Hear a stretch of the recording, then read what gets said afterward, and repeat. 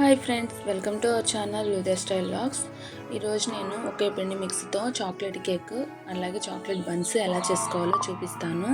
ఎటువంటి మైదా అవసరం లేదు, అలాగే కేక్ మౌల్డ్ అవసరం లేదు, ఓవెన్ కూడా అవసరం లేకుండానే ఇంట్లో ఉన్న వాటితోనే ఎలా చేసుకోవాలో నేను చూపించేస్తాను. ఈజీ వేలో చూసేద్దాము. ఒక బౌల్ తీసుకొని ఆ బౌల్లోకి 1/2 కప్పు బొంబాయి రవ్వ యాడ్ చేసుకోవాలి. తర్వాత 1 కప్పు గోధుమ పిండి, 1 కప్పు షుగర్ పౌడర్ యాడ్ చేసుకోవాలి. తర్వాత 1/2 కప్పు కోకో పౌడరు జల్లిచ్చి తీసుకోవాలి. 1/2 table spoon baking soda, 1/2 table spoon baking powder, 1/2 table spoon vanilla essence కూడా యాడ్ చేసుకోవాలి. తర్వాత 1 టేబుల్ స్పూను నెయ్యి యాడ్ చేసుకోవాలి. మీ దగ్గర నెయ్యి లేకపోతే ఫ్లేవర్లెస్ ఆయిల్ ఉంటుంది కదా, ఫ్రీడమ్ ఆయిల్ అయినా సరే యాడ్ చేసుకోవచ్చు. విస్కర్ తీసుకొని మొత్తం ఒకసారి మిక్స్ చేసుకోవాలి.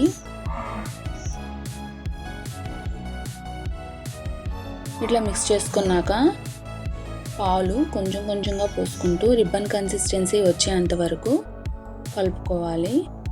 నాకు ఇక్కడ మొత్తం 2 కప్స్ మిల్క్ సరిపోయాయి. మీకు నా వీడియోస్ నచ్చుతున్నట్లయితే లైక్ చేయండి, షేర్ చేయండి అండ్ సబ్స్క్రైబ్ తప్పకుండా చేయండి. వీడియోస్ ఎలా ఉంటున్నాయో కామెంట్ రూపంలో కూడా నాకు తెలియచేయండి.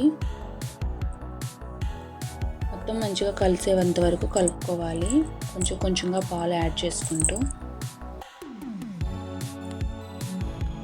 ఇది కలుపుకొని పక్కన పెట్టుకున్న తర్వాత స్టవ్ ఆన్ చేసి స్టవ్ మీద ఫస్ట్ బన్స్ ఎలా వేసుకోవాలో చూపిస్తాను. స్టవ్ ఆన్ చేసి స్టవ్ మీద మనం గుంట పునుగులు వేసుకుంటాం కదా, ఆ గుంట పునుగులు వేసుకునే ప్యాన్ పెట్టి 1 టేబుల్ స్పూన్ ఆయిల్ ఒక్కొక్క డ్రాప్ ఒక్కొక్క దాంట్లో వేసుకొని హీట్ చేసుకోవాలి. అది హీట్ అయిన తర్వాత మనం కలిపి పక్కన పెట్టుకున్న ఆ మిక్స్ ఒక్కొక్క టేబుల్ స్పూన్గా ఆ హోల్స్లో వేసుకోవాలి. హోల్ నిండా వేసుకుంటే పొంగి అంతా ఖరాబ్ అవుతుంది. సో హోల్కి కొంచెం గ్యాప్ ఉండేటట్లు వేసుకోండి.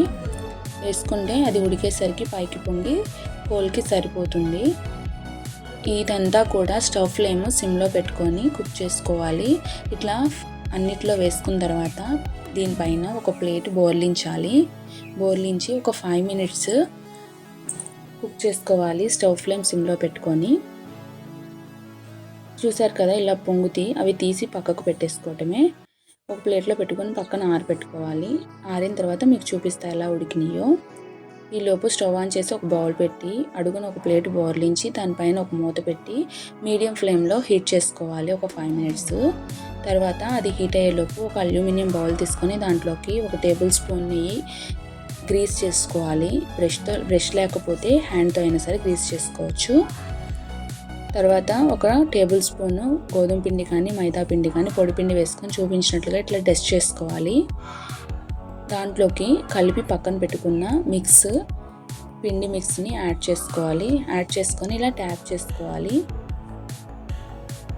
తర్వాత బౌల్ హీట్ అయింది కదా, ఆ హీట్ అయిన బౌల్ పైన ఆ మూత తీసేసి దాంట్లోకి కేక్ మిక్స్ పెట్టేసుకోవాలి. పెట్టేసుకొని ప్లేట్ బోర్లించి పెట్టి స్టవ్ ఫ్లేమ్ సిమ్లో పెట్టుకొని 15 to 30 minutes కుక్ చేసుకోవాలి. ఈలోపు మనం బన్స్ లాగా ఉడికించుకున్నవి మంచిగా ఉడికినాయో లేదో చూసేద్దాము. చూడండి, మంచిగా ఉడికినాయి.